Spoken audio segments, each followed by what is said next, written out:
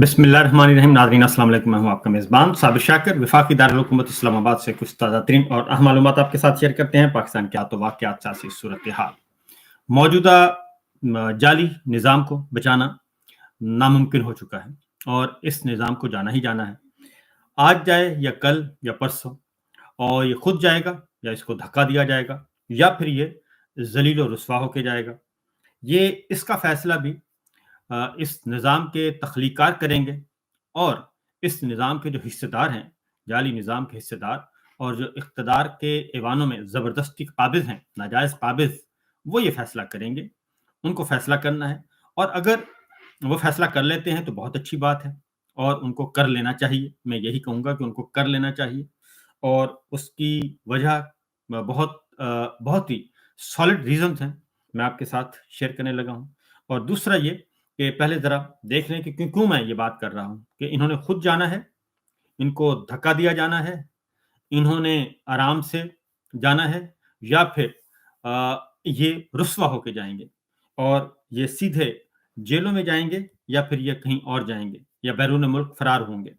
ये बहुत बड़ी इन्फॉर्मेशन की बुनियाद पे मैं कह रहा हूँ और ये सब कुछ होना है और ये कब होना है, कैसे होना है और इसमें भी ज़्यादा दूरी नहीं है।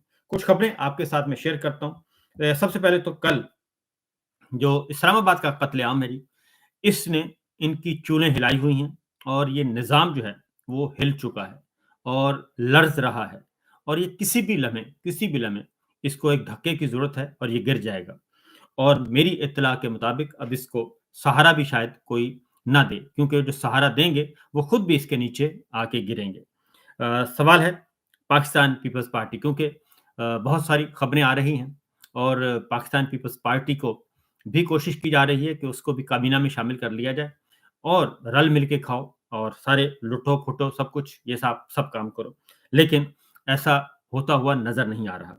सबसे पहले तो कल 15 दिसंबर को एक भरपूर दिन मनाया गया और वो थे इस्लामाबाद के कत्लेआम के नतीजे में जो शोहदा उनके बारे में, उनकी याद में था और कत्लेआम के खिलाफ था और इज़हार यकजहती के लिए था।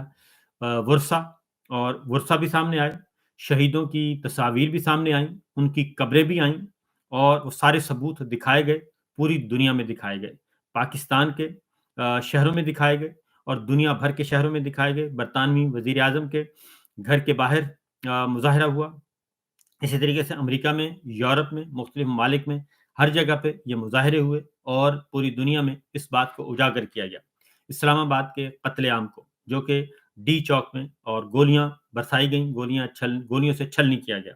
तो ये आवाज़ पूरी दुनिया तक पहुँच गई है। जो ये कहते थे कि कहाँ हैं लाशें, कहाँ है वर्षा, हमें बताएँ, हमें शेयर करें और मुस्लिम लीग नवाज़ ये सब बातें अब तस्लीम कर चुकी है और अब इससे कोई इनकार ही नहीं कर हो सकता। ये बात मुस्लिम लीग नवाज़ भी, पाकिस्तान पीपल्स पार्टी भी, अंदर बेरहम लोग मौजूद हैं, लेकिन उन बेरहमों का फ़ायदा कोई नहीं है। वो बेरहम जो हैं, वो अल्लाह के इंतकाम का वो शिकार होंगे और अल्लाह ताला उनसे इंतकाम लेंगे। इस दुनिया से बच भी गए, तो बच नहीं सकेंगे।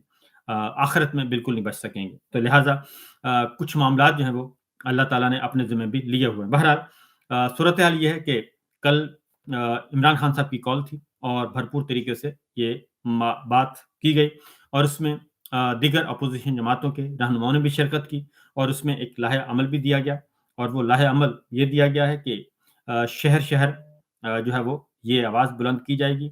इसके बारे में एक एजिटेशन शुरू होगी, तहरीक होगी, हर ज़िले में जाएँगे, हर ज़िले में जाके महमूद खान अचकज़ई साहब ने कहा कि हम हर ज़िले में जाके ये सारा इस बात को उजागर करेंगे और पाकिस्तान के अवाम को अपने साथ मिलाएँगे और उनको बताएँगे कि क्या ज़ुल्म हुआ और ये चीज़ उन्होंने कहा कि हम पूरे चारों सूबों में, मरकज़ में, कश्मीर में, गिलगित-बल्तिस्तान में, हर जगह पे ये सारी बात की जाएगी। उसके साथ-साथ उसके बाद उन्होंने कहा कि हम इस्लामाबाद की तरफ रुख करेंगे और वो मुनासिब वक़्त पे आएँगे और मुनासिब वक़्त पे आके हम इधर का रुख करेंगे। अब जो अगली खबर है, वो ये है कि इस मामले को दबाने के लिए पिछला व्लॉग ज़रूर सुन लीजिएगा।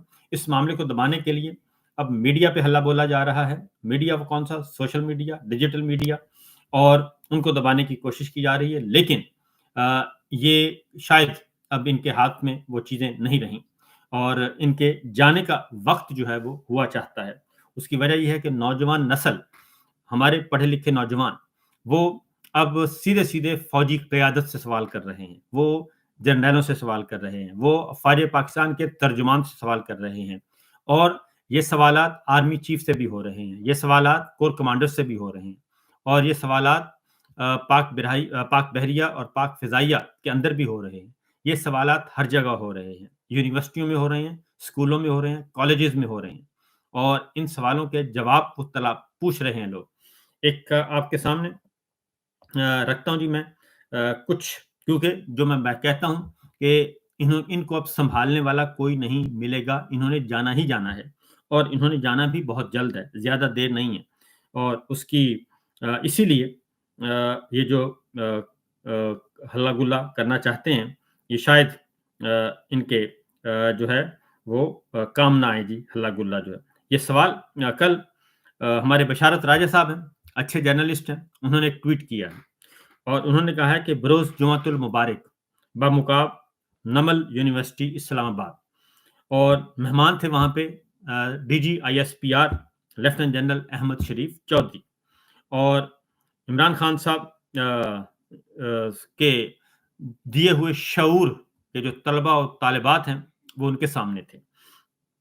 نمل یونیورسٹی میں گئے ہیں D G I S P R, اور وہاں پہ طلبہ کے ساتھ فکری نشست ہوئی، علمی اور فکری، ٹھیک ہے جی، ان کے ذہنوں کے اشکالات دور کرنا، یعنی کہ برین واشنگ جو کہتے ہیں، ہوئی. تو جنرل صاحب کا جو خطاب ہے، پہلے انہوں نے D G I S P R نے تقریر فرمائی، اور تقریر فرمانے کے بعد سوالات کے جو جوابات ہیں، سوالات جو ہوئے طلبہ سے، وہ بڑے میننگ فل ہیں.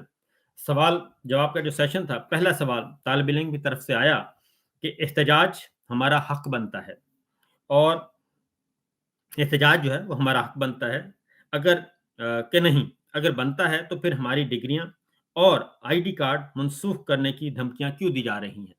کیونکہ طلبہ کو دھمکیاں دی گئی تھیں کہ اگر آپ نے احتجاج میں شریک ہوئے تو آپ کے شناختی کارڈ جو ہیں وہ کینسل کر دیے جائیں گے، اس کے بعد آپ کو پاسپورٹ نہیں ایشو کیے جائیں گے، اور اس کے بعد یہ کہ آپ کا کرمنل ریکارڈ بنایا جائے گا، اور کرمنل ریکارڈ بنے گا، آپ کے خلاف مقدمات ہوں گے، پھر آپ کو ویزے نہیں ملیں گے، اور ویزے نہیں ملیں گے تو آپ بیرون ملک اعلیٰ تعلیم کے لیے نہیں جا سکیں گے، اور پھر آپ کو جاب نہیں مل سکے گی. تو لہٰذا یہ دھمکی باقاعدہ طور پہ طلبہ و طالبات کو دی گئی تھی کہ آپ نے احتجاج میں شریک نہیں ہونا.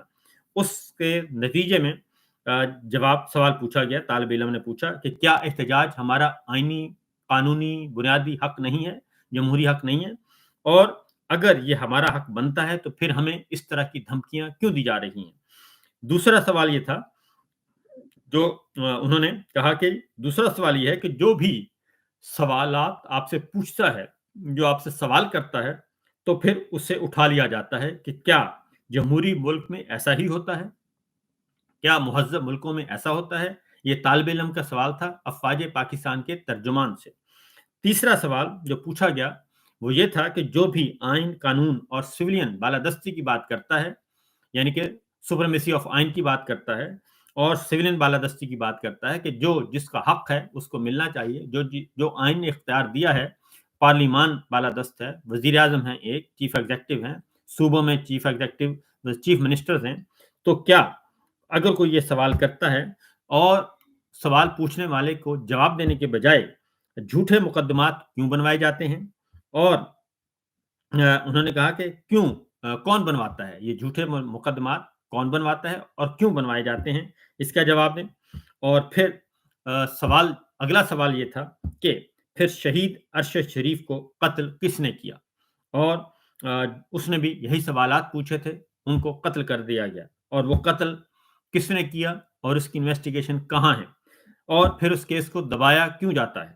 اس کے بعد اگلا سوال یہ تھا کہ 26 نومبر پر بھی سوالات ہوئے، اور یہ بھی بشارت راج صاحب کہتے ہیں کہ 26 نومبر پہ بھی سوالات ہوئے، لیکن اس کے بعد جو ہے وہ علمی اور فکری سیشن، سوال و جواب کی نشست D G I S P R سے، وہ پھر خوشگوار موڈ میں ختم نہیں ہوئی. ظاہر ہے اس کے بعد پھر جو ہونا تھا وہی ہوا، کیونکہ اس سے پہلے D G I S P R ایک جگہ گئے تھے، غالباً پشاور تھا، تو وہاں پہ ایک پشاور تھا یا کاکول اکیڈمی تھا، مجھے ایگزیکٹ یاد نہیں، خیبر پختونخوا تھا شاید، اس میں وہ آ بھی گیا تھا، اس میں بھی سوال پوچھا گیا تھا، تو اس کے جواب میں DGISPR نے کہا تھا یہ جو منرلز ہیں، قدرتی وسائل ہیں، زمین کے نیچے جو چھپی ہوئی معدنیات ہیں، یہ ہماری ہیں، ریاست کی ہیں، اور اس میں یہ کسی کے جہیز میں نہیں آئی. تو اس طرح کی لوز ٹاک کی تھی، اور جو کہ بالکل ایک کسی بھی صورت میں اس کو مہذب گفتگو نہیں کہہ سکتے. نہ ہی وہ مہذب گفتگو تھی، نہ ہی وہ آئین اور قانون کے اندر رہتے ہوئے کی تھی، کیونکہ وہ نابلد تھے. DGISPR یہ جواب جب دے رہے تھے کہ اس پہ کسی کا حق نہیں ہے، تو جو آئین کہتا ہے، آرٹیکل 172(3) ہے، 170، 71، 72 ان میں سے ایک آرٹیکل ہے. تو ان میں سے ایک آرٹیکل وہ یہ کہتا ہے کہ جناب یہ جو منرلز ہیں، جو معدنیات ہیں، اس میں سب کا حق ہے. اور اسی لیے جو ریکارڈک نکلا ہے بلوچستان میں سونے کے ذخائر جو ہیں، اس میں بلوچستان کا صوبے کا حصہ 25% ہے، 25% فیڈرل گورنمنٹ کا ہے، اور 50% جو ریکارڈک کمپنی جو آئی ہے ریکارڈک میں کام کرے گی اور اس کا ہے. یہ اس طریقے سے تقسیم ہوا ہے. فار ایگزامپل اگر 100 ارب ڈالر وہاں سے ہونے ہیں تو 25 ارب ڈالر بلوچستان کو ملیں گے، 25 ارب ڈالر وفاق کو ملیں گے، اور 50 ارب ڈالر وہ منافع لے کے جائے گی کمپنی. تو اس لیے DGISPR کو شاید اس بات کا علم نہیں تھا کہ آئین کیا کہتا ہے، لیکن انہوں نے بہت ہی عامیانہ گفتگو کی اور یہ کہا کہ وہ کوئی جہیز میں لے کے آتے ہیں، یہ جہیز میں نہیں آیا. تو جناب اس طرح کی گفتگو ہوئی اور یہ دوبارہ سے DGISPR پہ کافی مشکل وقت آیا. اب آتے ہیں جناب PMLN کیا کر رہی ہے. اگین PMLN کل جاوید لطیف صاحب دوبارہ سے منظر عام پہ آئے ہیں. ایک پروگرام تھا، جاوید لطیف صاحب تھے، فیصل واڈا، محمد زبیر اور کامران شاہد. تو اس میں جاوید لطیف صاحب نے پھر کہا کہ جناب ہم تو اقتدار لینا ہی نہیں چاہتے تھے، فارم 47 جو ہے وہ تو ہمیں دیا ہے ملٹری لیڈرشپ نے، اور الیکشن جو ہے ہمیں اکثریت حاصل نہیں تھی، تو اس لیے وہ تو دیا ہے انہوں نے. اور انہی سے پوچھیں اب یہ جب ہمیں دے دیے ہیں تو پھر ہمیں یہ نہ کہیں کہ جناب ہم لاوارث ہیں اور ہم بیکار ہیں اور ہم بھکاری ہیں. ہمیں یہ نہ کہیں، کیونکہ ہمیں تو گورنمنٹ دی گئی، فارم 47 دیا گیا، ملٹری لیڈرشپ نے دیا. یہ جاوید لطیف صاحب نے دوبارہ کہہ دیا ہے. اس کے بعد ایک اور بات، کل پھر آئے ہیں عطا تارڑ صاحب اور اسلام آباد قتل عام کے حوالے سے.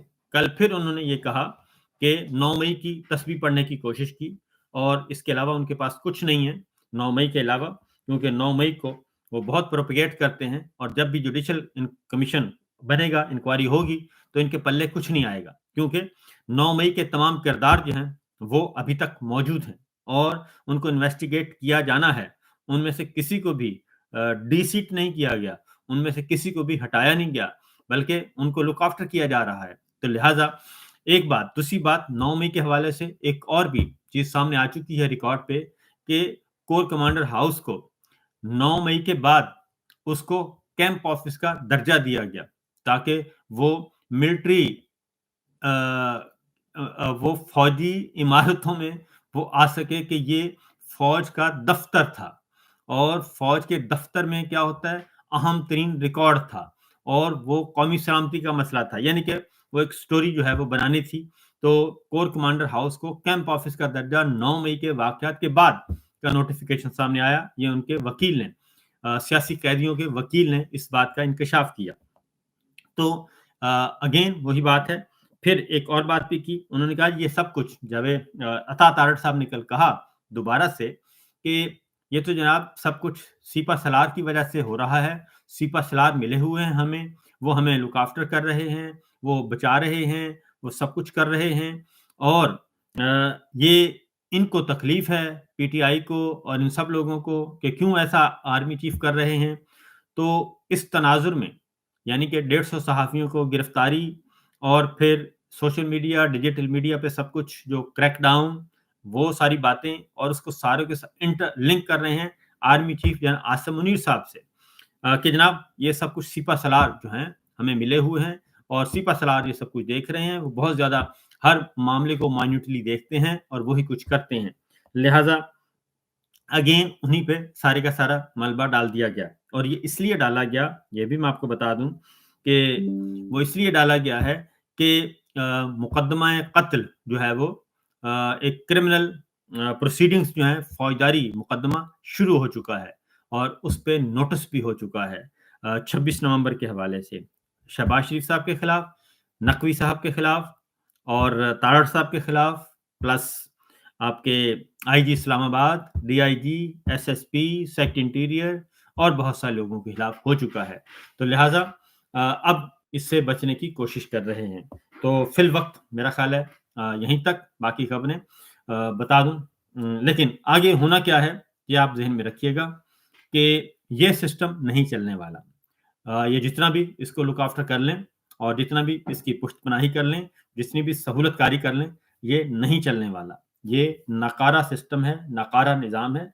ये अपने अपने ही गुनाहों के बोझ तले ये गिरता जा रहा है और दबता जा रहा है, और जो जो इसको बचाएगा वो भी उसके साथ ही ज़मीन बोस होगा। और फिल वक्त इतना ही, बाकी खबरें अगले व्लॉग में। इजाज़त दीजिए, अल्लाह हाफ़िज़।